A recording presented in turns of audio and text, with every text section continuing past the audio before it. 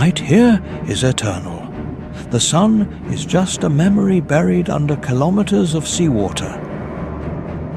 The immense pressure of the Pacific Ocean weighs on every form of existence, enough to crush metal and deform the familiar structures of life.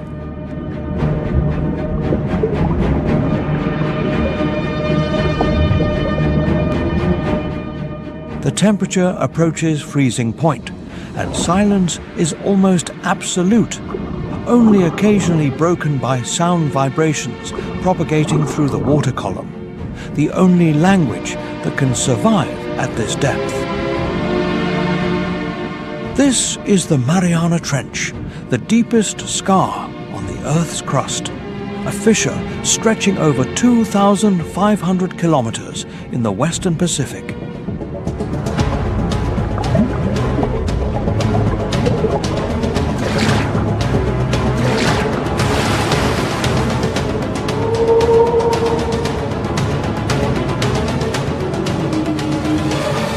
Welcome to Mysteries of the Abyss, the most dangerous wild animals on the planet.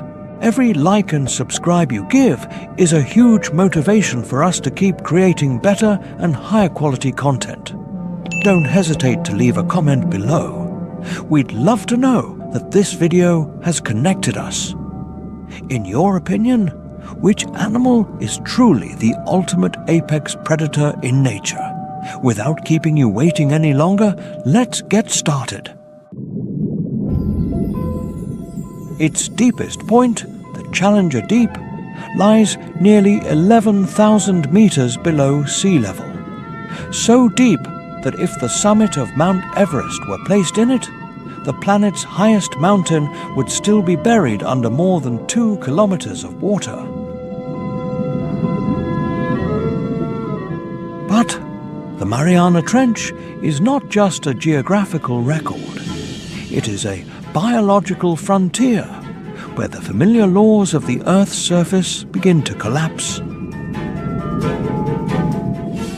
Here, life does not evolve through the path of speed, strength, or sight.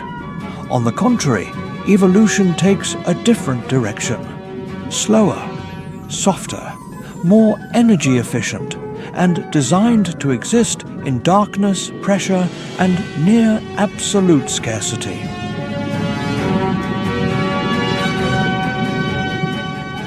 This is also a world where humans have almost never set foot.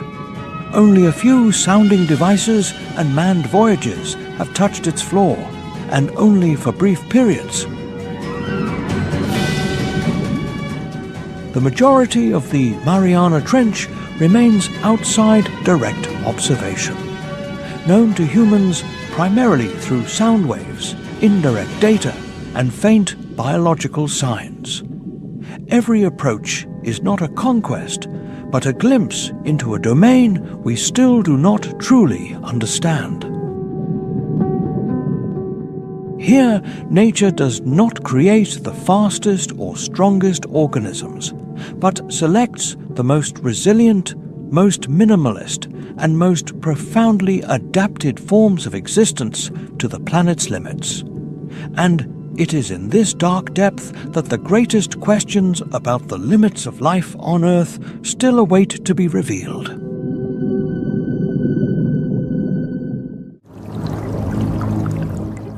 In the deep darkness of the ocean, life does not disappear. It simply changes form, rhythm, and rules of existence. Modern biological surveys show that more than 60% of the Earth's surface lies more than 1,000 meters deep. And in this seemingly infinite space, scientists have recorded hundreds of thousands of marine species, with a real estimate that could exceed 1 million species, most of which are not yet fully described.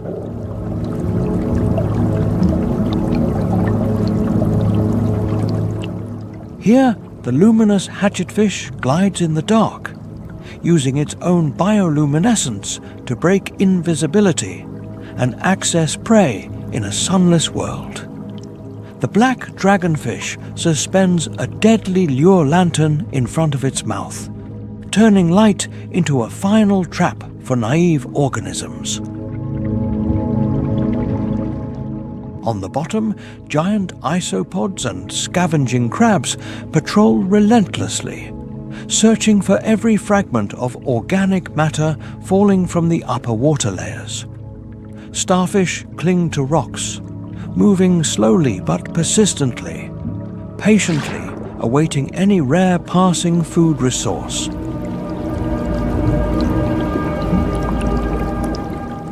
Sea cucumbers, polychaete worms, and seabed bacteria form the ecological base, silently processing marine snow, the continuous flow of organic matter falling from the upper life, maintaining the energy cycle in an environment with almost no new sources of supplement.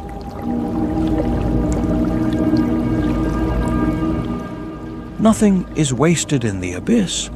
When a large organism dies and sinks to the ocean floor, its carcass can become a biological oasis that exists for decades, feeding hundreds of different species at successive stages. Life here is not based on abundance, but on perfect recycling. In this vast space, giant manta rays glide through the water column like ghosts, filtering every plankton particle in a slow and continuous flight. Ghost sharks, an ancient evolutionary branch of cartilaginous fish, use electrical perception to detect the faintest biological signals in the dark. Each species is a different solution to the same survival problem.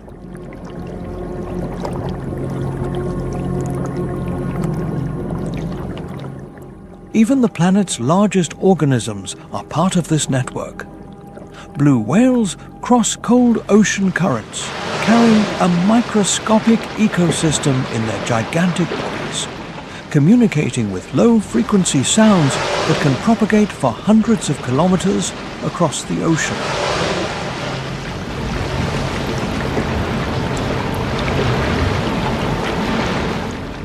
Below, the smallest organisms continue their silent life, less seen, but no less important. But in this seemingly peaceful world, safety is only an illusion. Every shadow can hide a threat. Every faint ray of light can be the last signal before life ends.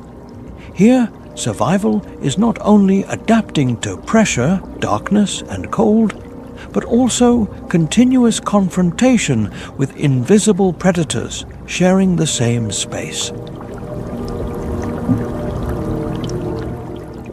The deep ocean is therefore not a silent void, but a complex biological network, where every movement, every death, and every new life are interconnected in a cycle that has been operating for millions of years.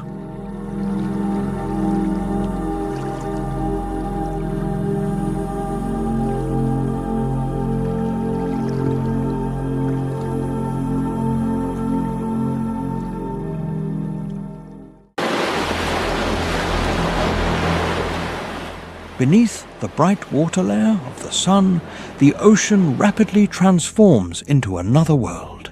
At a depth of about 200 to 1,000 meters, light fades to the point of being no longer sufficient for photosynthesis, opening the zone known as the twilight zone.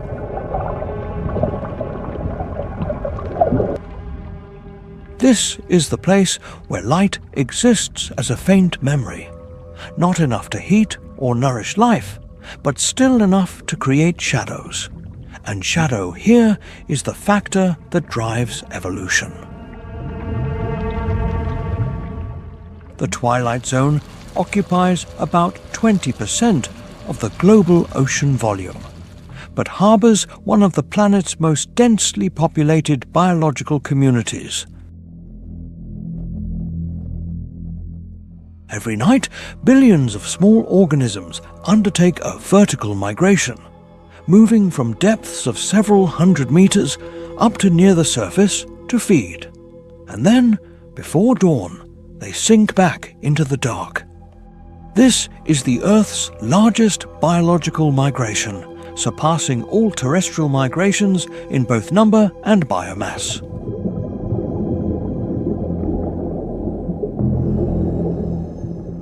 In an environment where light is a scarce resource, evolution does not favor speed or size, but efficiency and deception. Many species of fish in the twilight zone develop giant eyes, occupying most of the skull, to capture every last photon filtering down from the surface. Other species go in the opposite direction, abandoning vision and replacing it with other senses like vibration perception, electrical fields, or chemicals. Bioluminescence becomes a vital language. About 75% of organisms in the deep waters have the ability to emit biological light in some form. For the hatchetfish and the black dragonfish, light is a lure. For jellyfish and certain squid species, it is a distraction or defense tool. For many other species, light is simply a way to identify their conspecifics in a colorless world.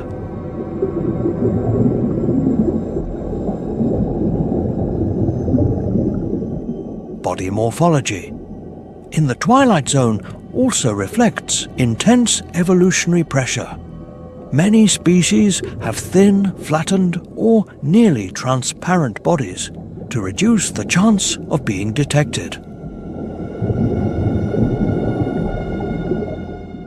Others possess jaws disproportionately large compared to body size, allowing them to swallow any rare prey they encounter, because here a missed opportunity can mean death.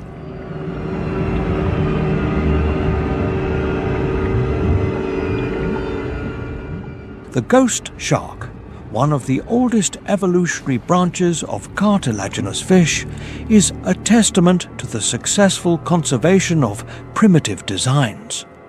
With a light cartilaginous skeleton, slow movements, and a sophisticated electrical detection system, they exist almost unchanged for tens of millions of years, perfectly adapted to an environment where energy must be conserved to the maximum.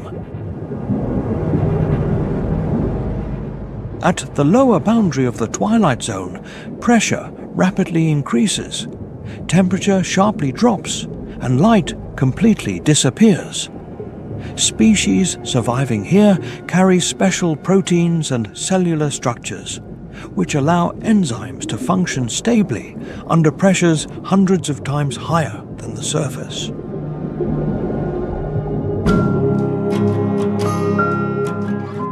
This is not only morphological evolution, but evolution at the molecular level.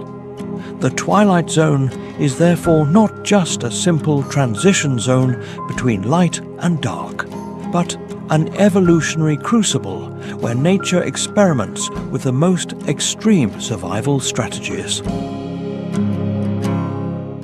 Every species existing here is the result of millions of years of selection, where failure means extinction, and success is measured by the ability to persist in silence. In this faint space, light is no longer a source of life, but a tool. Darkness is no longer the enemy, but the hiding place. And it is in this twilight zone that the boundary between predator and prey becomes more fragile than ever, opening the way for the organisms of the deepest abyss to continue writing even stranger evolutionary chapters. When the last light fades and the twilight zone closes behind, the ocean enters a deeper stratum, where darkness is no longer a condition, but a permanent state.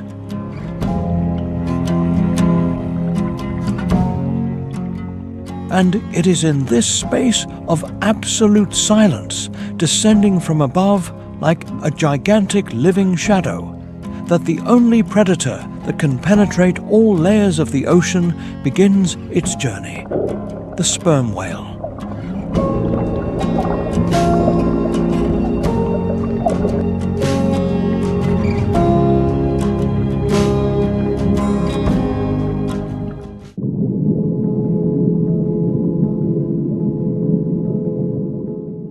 While most marine life is confined to a determined water stratum, the sperm whale is the rare exception. The largest toothed whale on the planet moves freely between two worlds, from the light-drenched surface to the waters of absolute darkness of the deep ocean.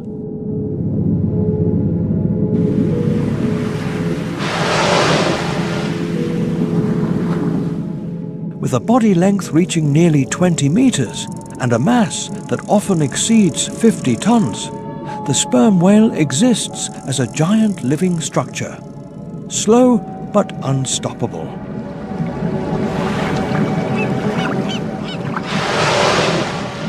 The head occupies nearly 1/3 of the body length, containing a brain that weighs about 8 to 9 kilograms, the largest ever recorded in the animal kingdom. This structure not only serves for neural processing, but is also the center of the sound navigation system. Its thick grey skin, often covered with deep circular scars, is physical proof of the confrontations that take place in the dark, where very few organisms could survive.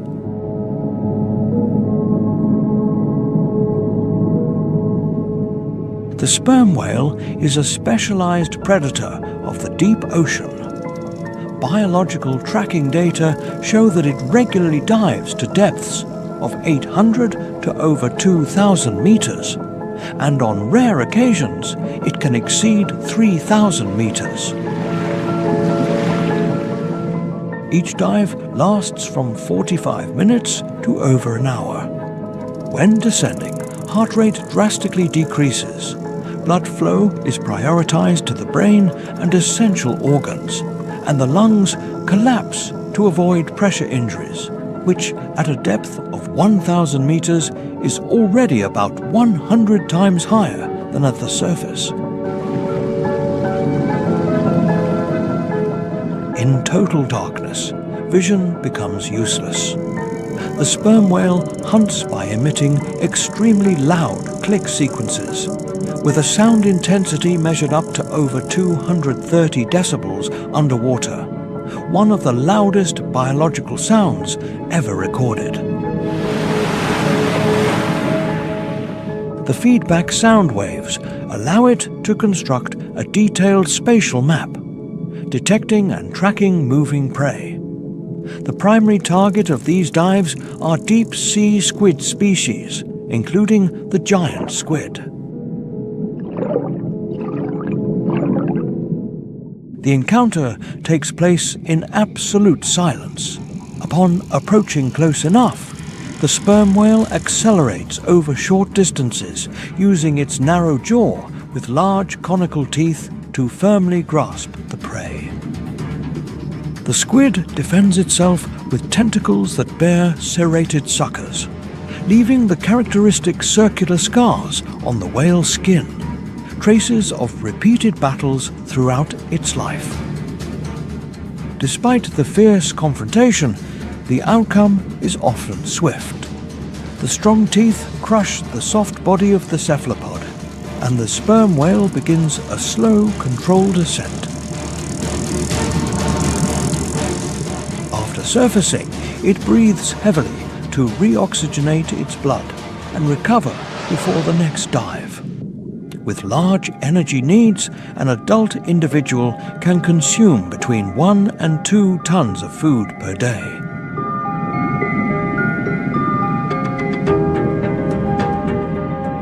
In addition to hunting, male sperm whales compete fiercely during the breeding season.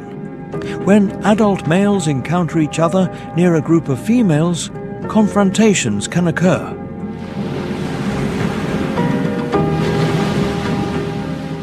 Two bodies weighing tens of tons charge each other, ramming with their large heads and emitting sequences of threatening sounds. Most of these conflicts end with one individual retreating, leaving the victor in control of the area for a short period.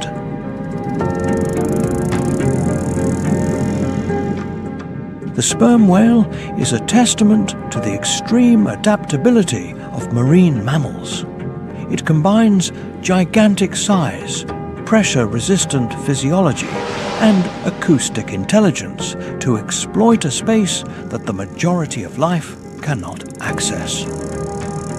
In the deep ocean, where light does not exist and pressure is the sovereign, the sperm whale stands at the top of the food chain, as a traveller between two worlds, bearing the marks of the abyss on its own body.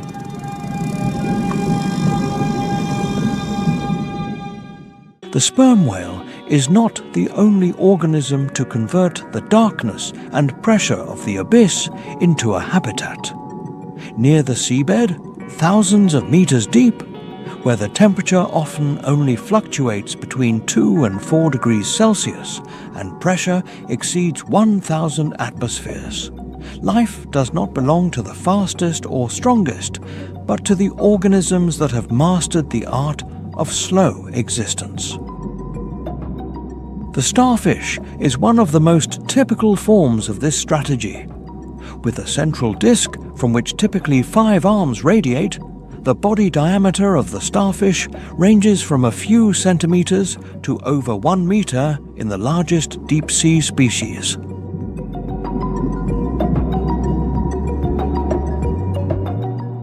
Without a head, without eyes in the conventional sense, its symmetrical body is covered with spines and calcified plates, forming a layer of mechanical protection against the rigorous environment and biological agents.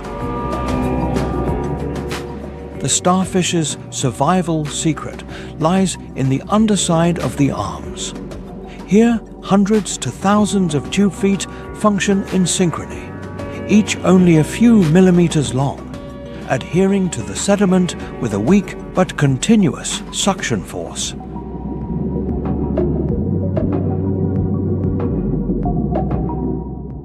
Movement occurs at an extremely slow speed, often only a few centimeters per minute, but it is stable and hardly disrupts the surrounding environment, which helps the creature avoid detection in a space where every movement consumes precious energy.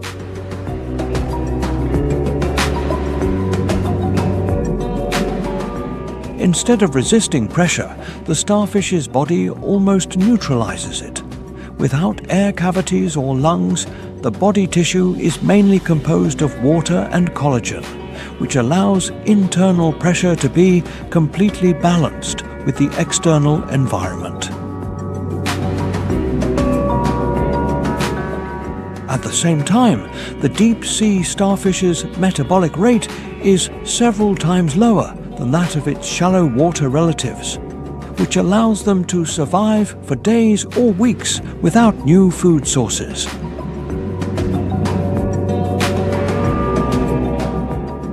In perpetual darkness, the starfish does not rely on vision. Its tube feet act as chemosensory and tactile organs, detecting the slightest trace of organic matter, from decaying carcasses to fragments of marine snow falling from the upper water layer.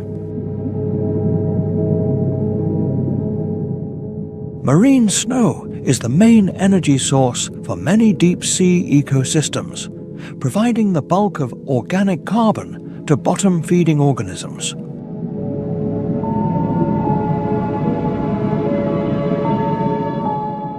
Although it seems passive, the starfish remains an effective predator. When it detects a bivalve, like a clam or mussel, buried in the sediment, it covers the prey with its arms and begins a prolonged attack process. Hundreds of tube feet adhere firmly to the two halves of the shell, creating a continuous, stable, and incessant pulling force. This process can last for hours, sometimes over a day, until the prey's adductor muscle tires and a very small gap opens, often only 1 millimeter wide. As soon as the opening appears, the starfish everts its stomach out of its body and inserts it directly inside the prey's shell. Digestive enzymes are released, liquefying the soft tissue in situ. Once digestion is complete, the stomach is reabsorbed along with the nutrients. It is a slow, precise, and particularly effective hunting strategy in an environment where opportunities to eat fresh flesh are extremely rare. Facing a larger predator, the calcified layer and spines offer initial protection. But if an arm is torn off, the starfish does not die. Instead, it retreats and begins a prolonged regeneration process. Depending on the species and environmental conditions, complete arm regeneration can take from several months to several years. During this time, the organism continues to exist and forage minimally. In the abyss of the ocean, where energy is the rarest resource, the starfish represents a different survival philosophy. Without competing with speed or strength, it exists through patience, efficiency, and the capacity for regeneration.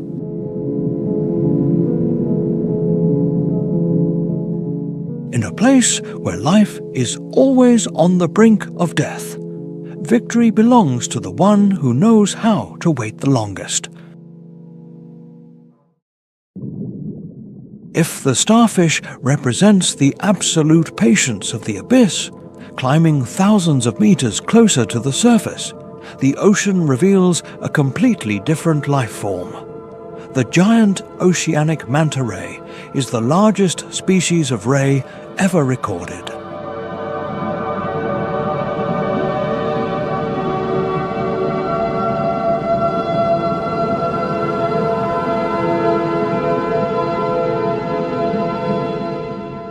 Its body is flat, wide, and strong, optimized for hydrodynamics, which allows it to glide through the water column with an astonishingly low energy consumption. Its two giant pectoral fins act like wings, generating continuous lift. The dorsal surface is dark grey, often with white spots forming a characteristic pattern for each individual, while the ventral surface is lighter, a form of camouflage that reduces the chance of being detected from both above and below. At the front of the head, two flexible cephalic lobes act as funnels for the water flow, adjusting direction and speed during feeding.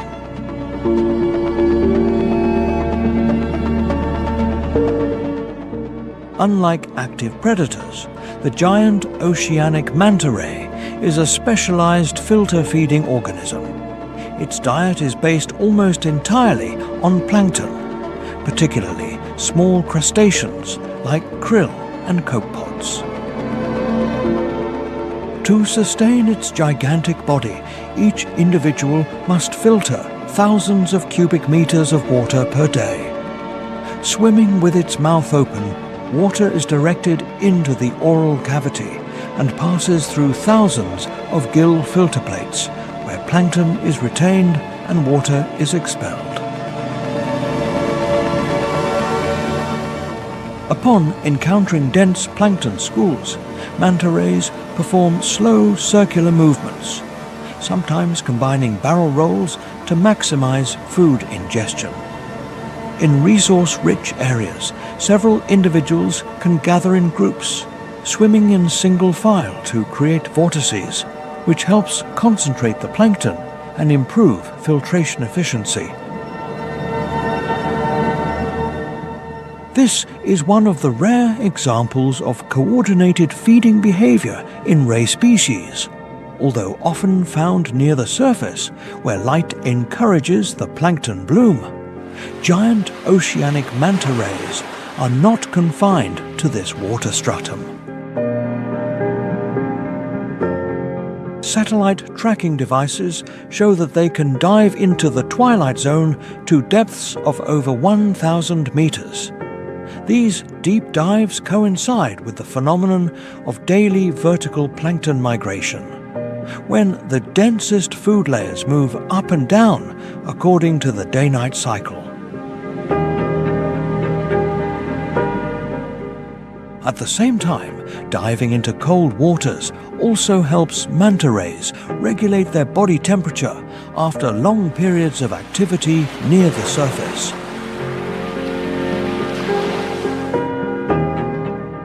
In the open ocean environment, size is the main line of defense for adult manta rays. Very few predators are large enough to threaten them, with the exception of orcas and certain large shark species.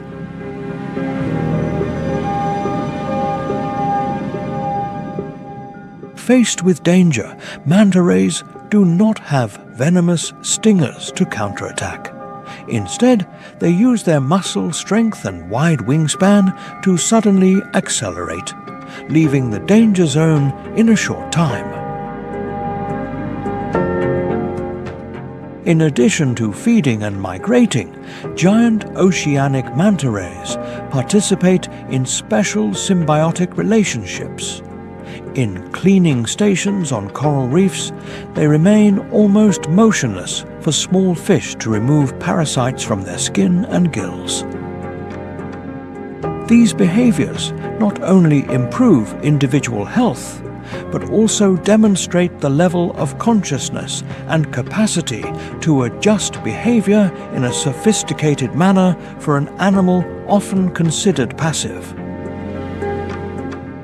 Following ocean currents and plankton seasons, giant oceanic manta rays undertake long migrations across ocean basins. The existence of this species is directly linked to the biological productivity of the open ocean. As plankton declines due to climate change and altered currents, the giant oceanic manta ray becomes a living indicator of the deep fluctuations taking place in the global oceanic system. If the giant oceanic manta ray represents the grace of filtration in motion, the whale shark is the opposite pole in morphology, but similar in survival strategy. It is the largest fish existing on Earth, with a body length that can exceed 12 meters and an estimated mass of 15 to over 20 tons in the largest adult individuals. In the immensity of the open ocean, the whale shark appears as a gigantic biological mass, moving slowly and constantly. Its cylindrical body, wide head, and front-opening mouth are the most notable characteristics. Unlike the majority of active predatory sharks, the whale shark is a specialized filter-feeding organism. Its mouth can open to over 1.5 meters, allowing it to suck in large volumes of water. Inside, thousands of tiny teeth do not play the role of tearing prey, but are accessory structures, while the gill filtration system retains plankton, fish eggs, and small fish. The whale shark's diet mainly consists of plankton, particularly small crustaceans and the eggs of many marine fish species. To satisfy the energy needs of its gigantic body, each individual must filter thousands of cubic meters of water per day.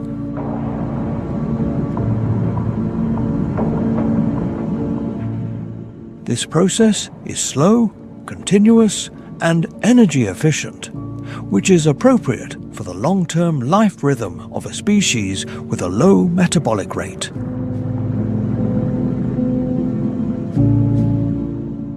Although often observed near the surface in plankton-rich areas, the whale shark is not confined to this water stratum. Data from satellite tagging devices show that it can dive to depths of over 1,000 meters, accessing the twilight zone and sometimes even deeper water strata.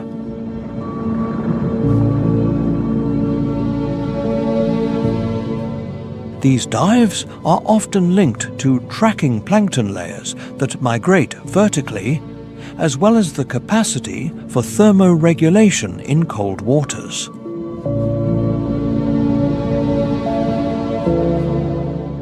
Unlike the manta ray that uses the flexible movement of its fins to control water flow, the whale shark relies on its large body volume and passive suction during swimming.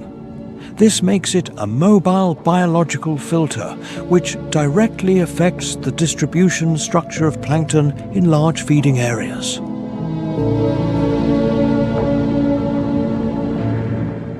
In terms of defense, the whale shark has almost no need for complex strategies.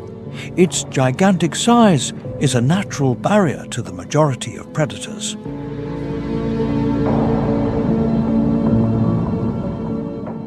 With the exception of rare cases involving orcas or large sharks, the adult whale shark has almost no natural enemies.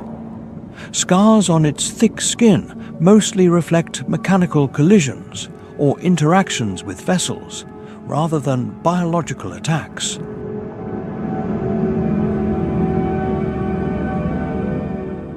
The whale shark's skin is one of the thickest among fish, capable of reaching several centimeters, covered with small dermal scales called denticles, which help reduce water drag and improve protection.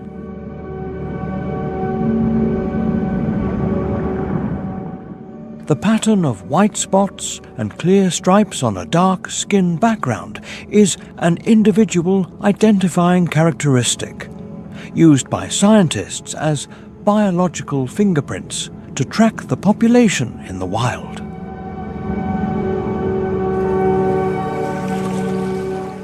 The whale shark's life cycle is slow.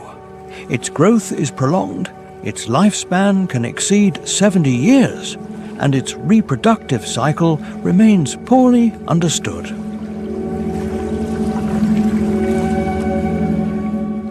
Existing data suggests that this species is viviparous, with considerable-sized young at birth, which reflects a high investment strategy in each individual.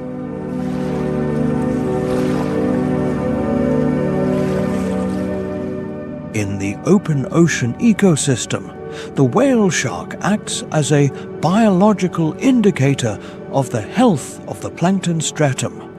Its presence or absence directly reflects the biological productivity of the ocean.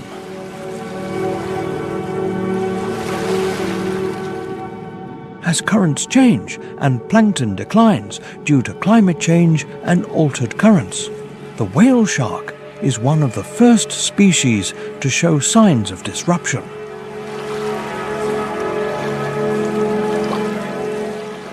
In the infinite space of the ocean, where strength often means ferocity, the whale shark is a living paradox. A gentle giant, existing not by hunting, but by the fragile abundance of the smallest organisms in the chain of life.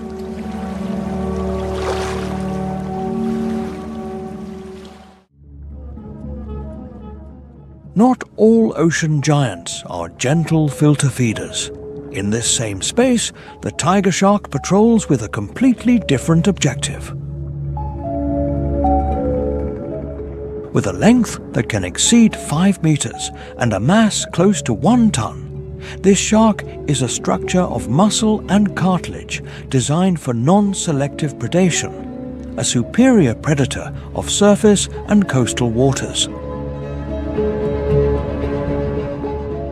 The tiger shark's body is muscular yet hydrodynamic. In juveniles, dark stripes along the flanks help camouflage in the fragmented light of shallow waters, fading with age, leaving a uniform dark grey colour in adults. The head is wide and flat, leading to a special jaw, where the true secret of its dominance lies in the teeth. Unlike the pointed teeth used for piercing by many other sharks, the tiger shark's teeth are wide, flat, and deeply serrated, designed for cutting and tearing. They function like biological saws, strong enough to penetrate turtle shells, thick bone, and tough tissues. These teeth are replaced continuously, ensuring that every bite is always of maximum efficiency. The tiger shark does not rely primarily on vision. Its sense of smell is extremely sensitive, allowing it to detect the chemical traces of injured prey miles away.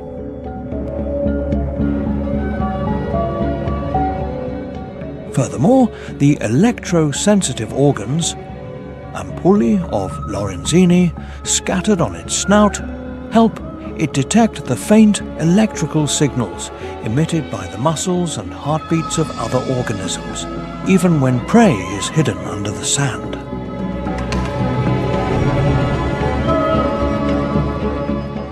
The lateral line system along its body receives low-frequency vibrations, turning the entire body into a device for sensing ocean movement.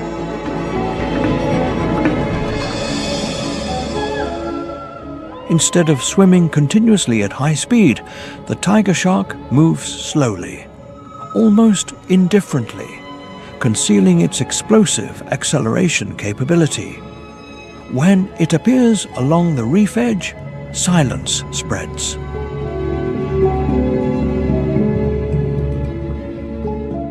Small fish immediately retreat into rocky crevices, an instinctive reaction to a predator that does not need to show off.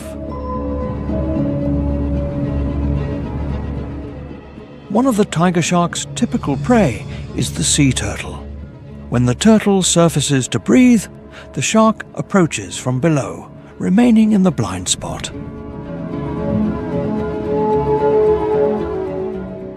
The attack occurs in a vertical plane and without pursuit. A powerful tail strike propels the shark's body upward, disorienting the prey. The first bite usually aims for immobilization, cutting the edge of the shell. Then, strong head movements tear the hard shell, turning the hunt into a swift and decisive process. The tiger shark's diet reflects extreme non-selectivity. Fish, turtles, seabirds, small marine mammals, carrion, and even non-biological objects can appear in its stomach. Strong stomach acid allows for the processing of a wide range of materials, giving this species the reputation of being the ocean's cleaner. After feeding, the tiger shark does not stop. It continues to patrol with the same slow rhythm, hunger temporarily satisfied, but the hunting cycle never truly ends.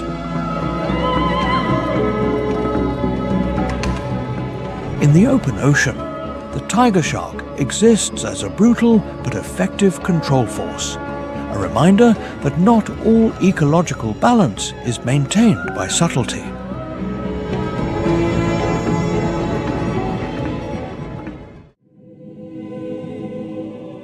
Although a single green sea turtle individual may end its life as the tiger shark's prey, this marine reptile does not exist only to be hunted.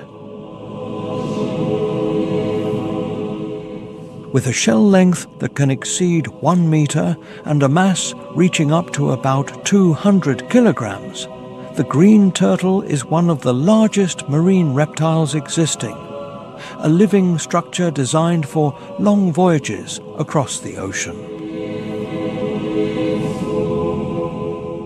The flattened shell, olive green to dark brown in color, is not only protective armor but also an extension of the skeleton, fused with the spine and ribs.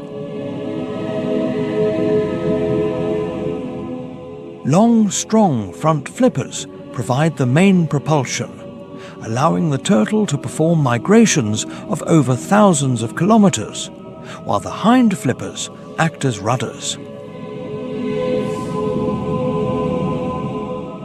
The head and limbs cannot be retracted into the shell, forcing this species to rely on resilience and the capacity to endure rather than counterattack. The green turtle's life begins with a process with an extremely low survival rate. On tropical beaches, females dig nests in the sand and lay dozens to over 100 eggs. After incubation, hatchlings emerge almost simultaneously and must crawl out on their own. This climb can last for hours, being the first physical challenge of their life. Emerging onto the sand, often at night, the young immediately face an open hunting ground. Ghost crabs, seabirds, and many other predators attack quickly.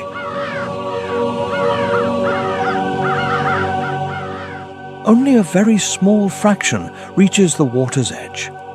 Even upon entering the sea, the danger continues, as predatory fish patrol the shallow waters waiting for exhausted individuals.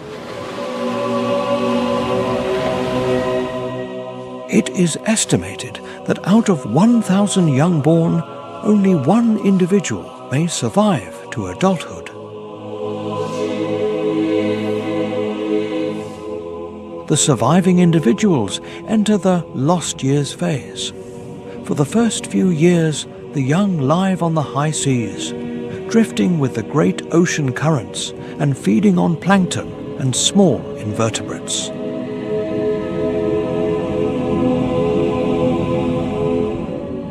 This phase helps them grow large enough to reduce the risk of predation.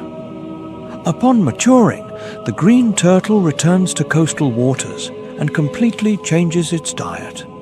They become strict herbivores, grazing on seagrass and algae from the bottom.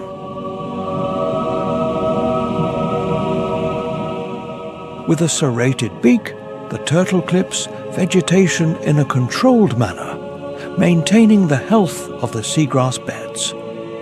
This activity allows light to reach the plant roots, stimulating new growth and keeping the coastal ecosystem stable.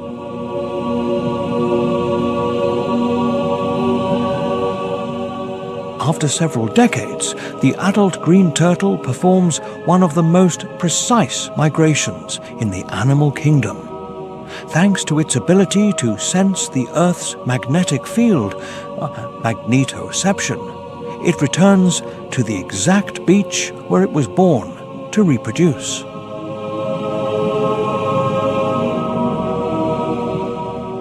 This journey can span thousands of kilometers across the open ocean with no clear reference points.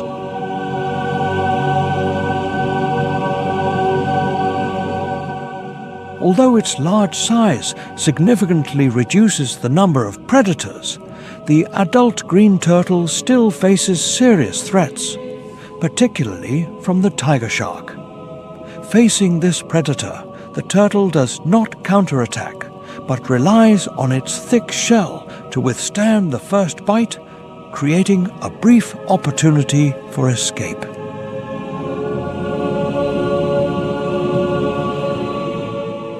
The green turtle's survival strategy lies not in violence, but in resilience, the capacity to endure injuries and to continue moving.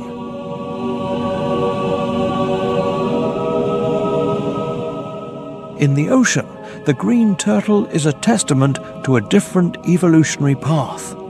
It is not the fastest nor the fiercest, but resilient enough to overcome a series of exhausting, decades-long challenges, just to fulfill a single mission: to return to the birthplace and continue the cycle of life.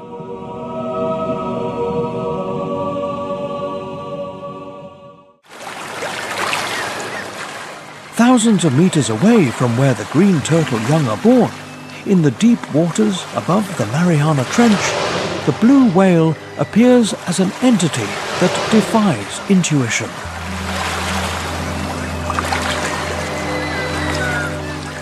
With a length that can exceed 30 meters and a mass of over 180 tons, it is not only the largest living animal, but the largest organism that has ever existed on Earth.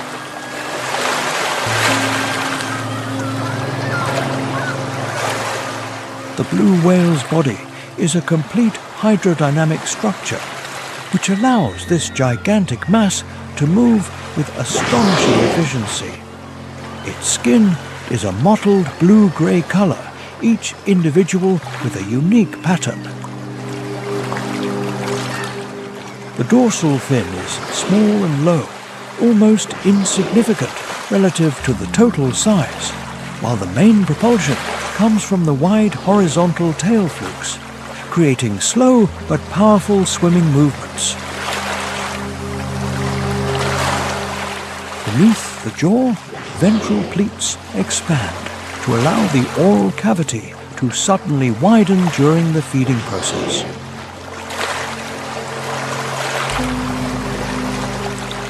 Internally, the blue whale's physiology reaches extreme limits. Its heart can weigh about 300 kilograms, each beat pumping an immense amount of blood through a large vascular system. Its tongue weighs as much as a savanna elephant, which reflects the scale of its entire filtration system. The paradox of the blue whale's survival lies in the fact that the planet's largest organism lives on tiny prey. Its diet is almost entirely composed of krill, small crustaceans, only a few centimeters long, that concentrate in dense biological masses in cold, nutrient-rich waters. The blue whale moves by following these ocean currents, where food sources reach their greatest density.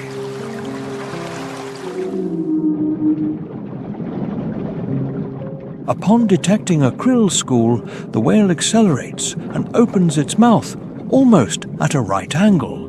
The throat pleats expand, allowing it to gulp down up to about 70 tons of water with the prey in a single mouthful.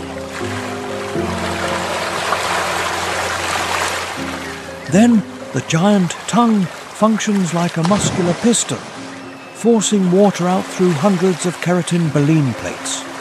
The krill is retained and swallowed whole. An adult individual can consume up to about 4 tons of krill per day during the peak feeding season. Due to its large food needs and the uneven distribution of the food source, blue whales often live alone or in pairs, moving across vast oceanic spaces. Although rarely gathered, they maintain communication using one of the most powerful acoustic systems in the animal kingdom. The blue whale's low-frequency sounds can propagate for hundreds of kilometers underwater, playing a role in communication, orientation, and possibly mate searching. At its adult size, the blue whale has virtually no natural predators. Only on rare occasions can large orcapods threaten the young or weakened individuals. A healthy adult whale exists almost outside the conventional food chain, where its presence is enough to shape the surrounding space.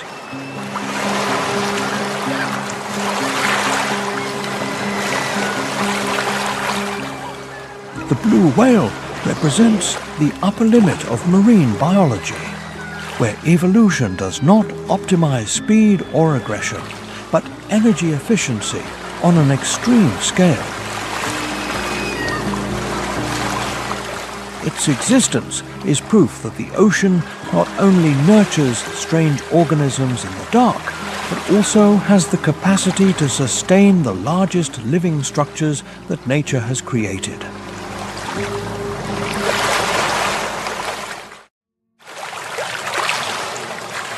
If the blue whale represents the upper limit of biological size, at the bottom of the Challenger Deep, the deep-sea octopus represents the limit of flexibility. In perpetual darkness, where pressure and temperature eliminate the majority of life forms, these soft organisms exist as a biological paradox.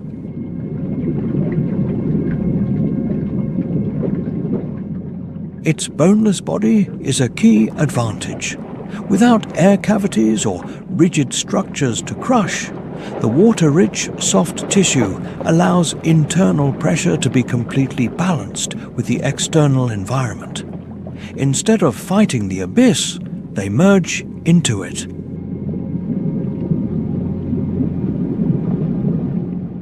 Eyes are often large relative to the body, optimized to detect faint bioluminescence.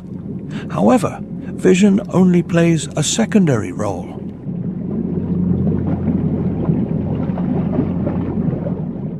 The 8 arms covered with suckers are the primary sensory system, allowing the octopus to read the environment by touch and chemical signals. Each arm is both a movement tool, an organ for tasting, and for feeling.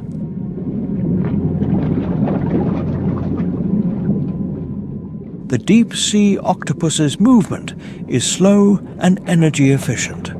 They crawl on the bottom with their arms or float in the water column, almost motionless, awaiting an opportunity. An extremely low metabolic rate allows them to survive in an environment where food is scarce and unstable.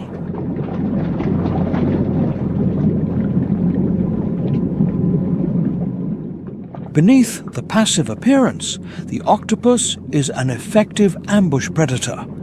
When prey, such as a crustacean, worm, or small fish, approaches, the attack is swift and precise.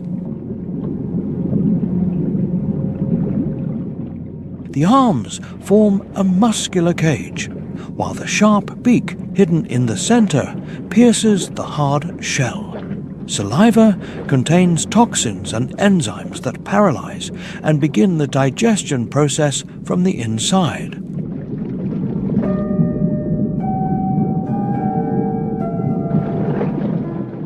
The deep-sea octopus's reproductive strategy is one of the most extreme expressions of biological investment. After a rare mating, the female lays a single clutch of eggs, attaching them to the seabed surface in a cave or rock fissure.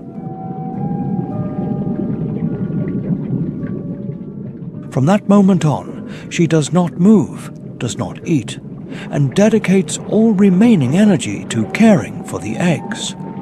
For many months, even years, the female continuously cleans the eggs, chases away parasites, and creates a flow of oxygen-rich water with her siphon.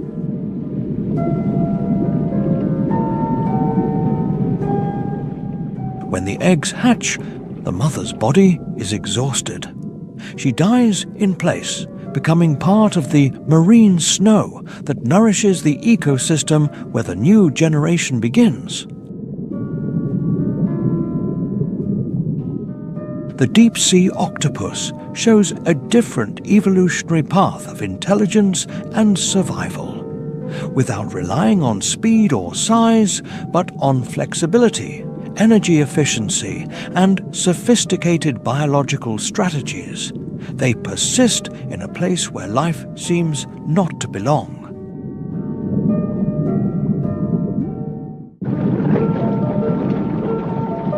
If the deep-sea octopus's sacrifice is a deliberate act, in this same space exists a life form, almost without will or a control center. The abyssal jellyfish is the embodiment of pure instinct, an organism that exists by drifting more than by choice, beating at the slow, steady rhythm of the ocean.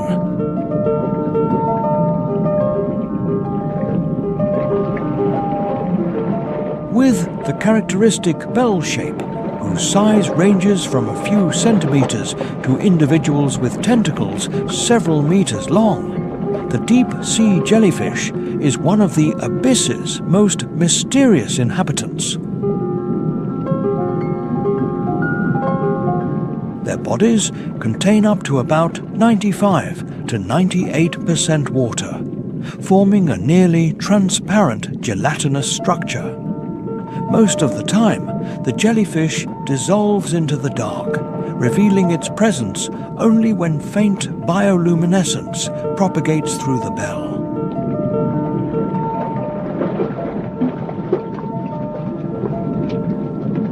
The bell contracts and expands at a slow rhythm, often only a few beats per minute. This movement is not intended for directional swimming, but to maintain buoyancy and position in the water column.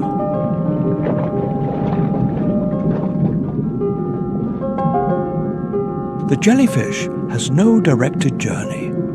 Its direction relies entirely on deep-sea currents, slow conveyor belts that can move water masses for hundreds of kilometers.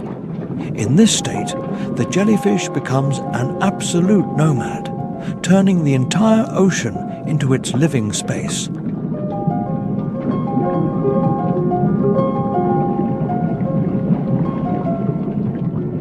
Beneath the bell, hundreds of tentacles hang like a curtain. Each tentacle is equipped with millions of stinging cells, nematocysts, which contain microscopic harpoons with venom.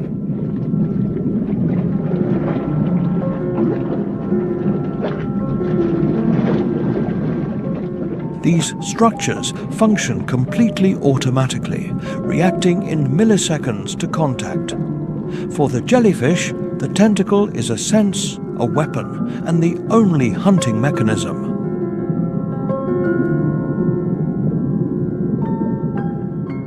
The jellyfish's survival strategy is absolute passivity.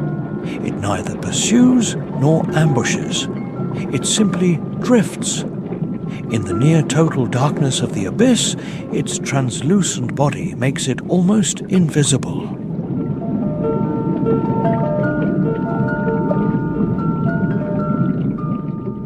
A small fish or migrating crustacean only realizes the danger when a tentacle slightly touches its body. The reaction is instantaneous.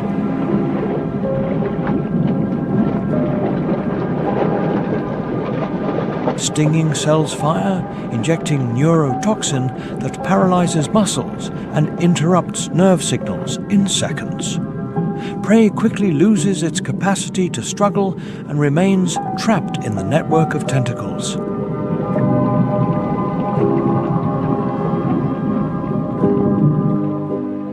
The jellyfish does not feel the victim's pain or panic. It merely reacts to mechanical and chemical signals indicating that the trap has been activated.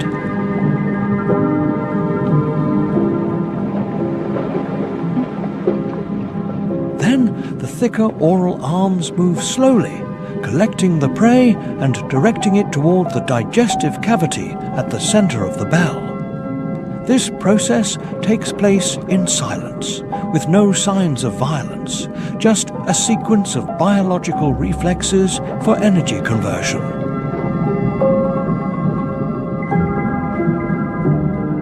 Bioluminescence plays a key role in the life of many deep-sea jellyfish species. Blue or green light pulses can frighten a predator, or conversely, attract curious organisms to approach.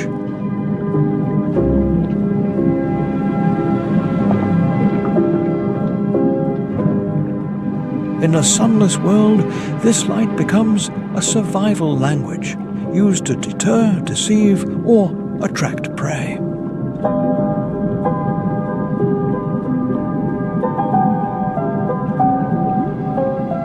Although it possesses potent venom, the jellyfish is not invulnerable. Certain fish and turtle species have developed venom resistance and can consume jellyfish.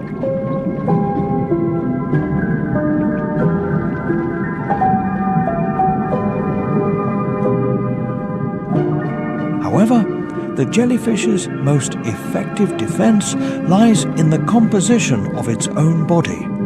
With very low energy value because it is almost entirely composed of water, hunting jellyfish often yields little benefit compared to the effort invested.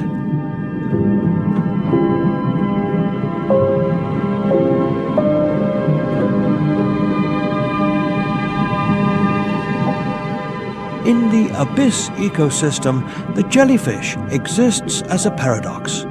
A predator without strategy, without intellect, but still effective. It doesn't need to control the environment to survive.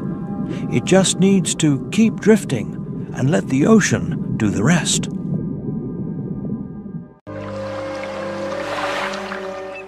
While the jellyfish surrenders its fate to ocean currents, in the water stratum closest to the surface, a predator exists that does not let the environment dictate its destiny.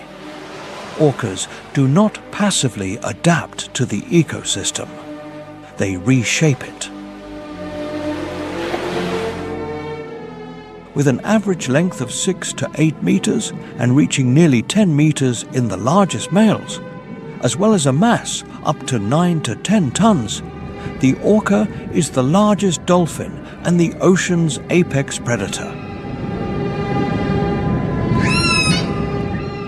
Their bodies have a perfect torpedo shape, optimized for both strength and speed, allowing them to reach speeds of about 55 to 60 kilometers per hour in short bursts.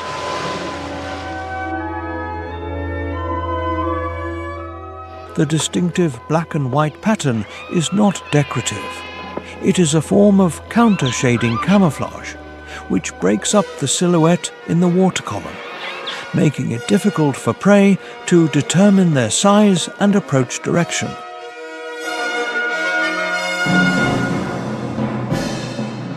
The male adult's dorsal fin can reach up to 1.8 to 2 meters in height, becoming the clearest visual sign signaling the presence of a dominant predator.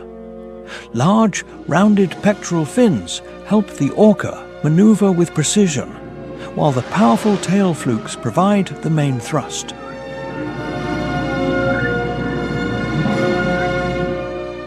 The orca's jaw contains about 40 to 56 conical teeth, each 7 to 10 centimeters long, sufficient to grasp and tear large prey.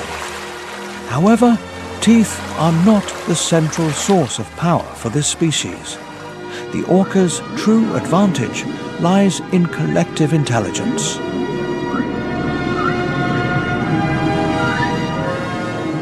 Orcas live in stable matriarchal pods where related individuals maintain lifelong bonds. Each pod functions as a closed social unit with its own vocal dialect and a particular set of hunting strategies.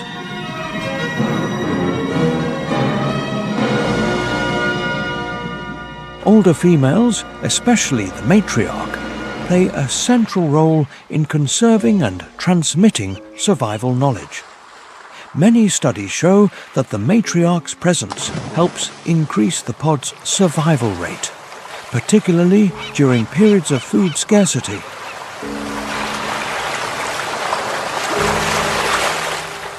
When hunting, orcas do not act chaotically.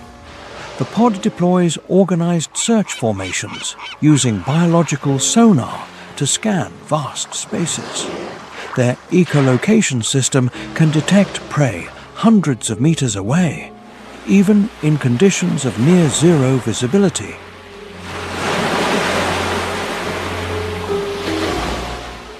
Upon detecting a target, the tactic is immediately activated. It is not a direct, violent assault, but a sequence of calculated harassment.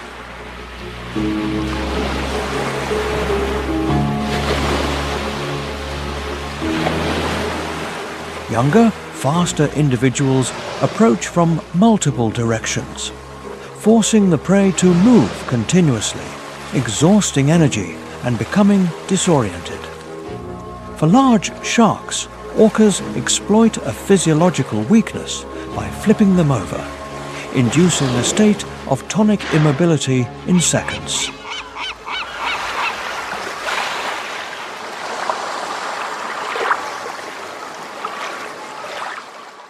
Once the prey has been neutralized, the pod regroups with clear order.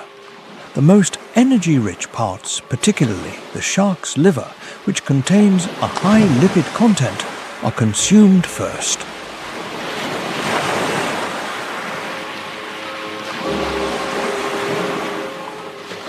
The feeding sequence reflects the social structure.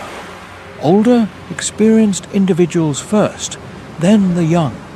The rest is left behind, becoming a source of nutrition for the deep-sea ecosystem.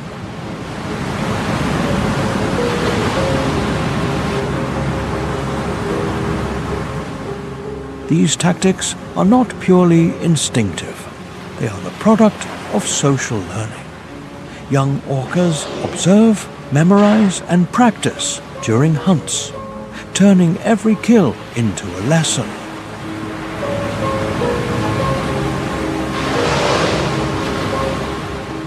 With seals, they create waves to drag the prey off drifting ice.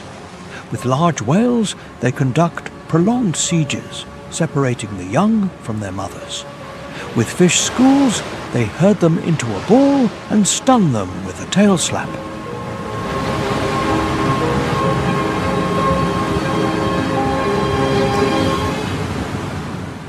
Each prey type requires a different strategy, and each pod only masters certain tactics. This demonstrates that the orca is not just a strong predator, but a cultural being where knowledge accumulates and is transmitted across generations.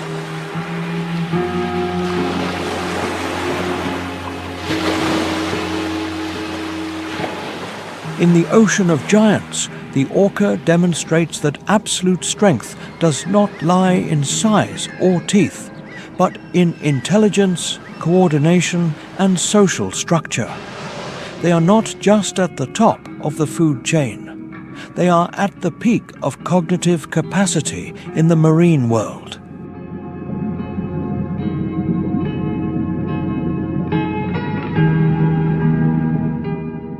Although the orca is at the top of the marine food chain, this dominance does not exclude them from the forces that are reshaping the entire ocean.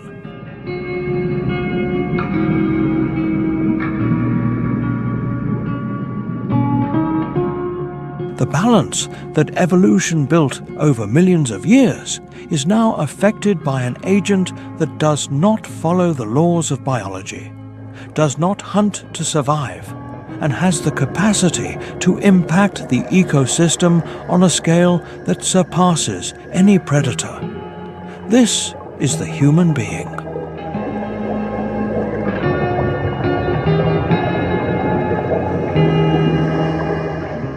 It is notable that although human impact has extended to almost every stratum of the ocean, the deep ocean remains one of the least understood areas on the planet.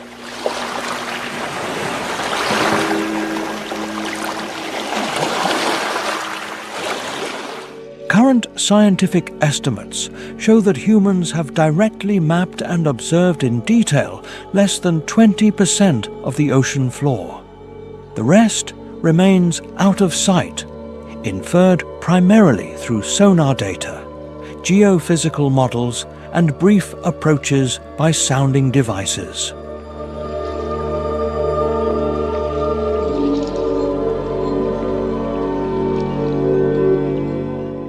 And from this reality, a natural question arises. Why, when the majority of the ocean right beneath our feet remains unexplored, is the attention, resources, and ambition of many technology billionaires and large-scale scientific programs directed toward Mars and other distant planets?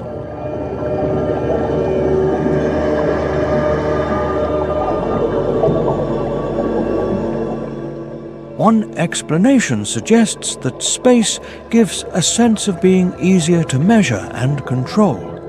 In the vacuum, the laws of physics can be modeled precisely, trajectories can be calculated clearly, and experiments take place in relatively stable conditions.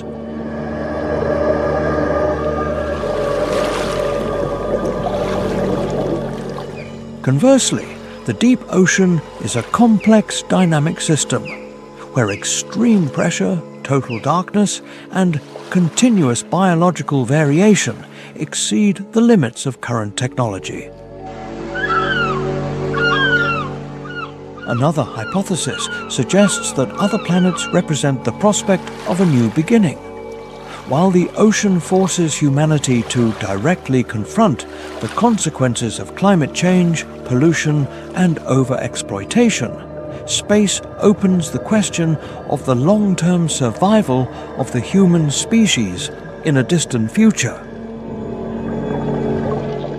From this perspective, looking towards space is not only exploration, but also a reaction to the increasingly clear instabilities on Earth. However, many scientists point out that these two paths are not separate.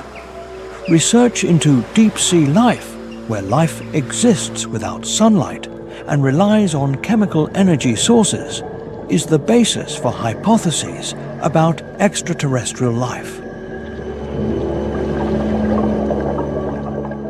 Ecosystems around hydrothermal vents, organisms that withstand gigantic pressures and perpetual darkness, provide the most realistic models for understanding life in the universe. In this way, the deep ocean is not only Earth's last frontier, but also the closest natural laboratory for humanity to decode the limits of life. The fact that we have not been able to fully explore this world does not reflect a lack of curiosity, but reflects technical limitations, the gigantic cost, and the severity that space, ironically, is sometimes easier to access. So, what do you think truly drives humanity to direct its gaze towards space while the majority of the ocean is still in darkness? Is it the desire for conquest, the necessity to prepare for humanity's future, or simply because we do not yet have enough tools to fully confront the deep world right beneath our feet?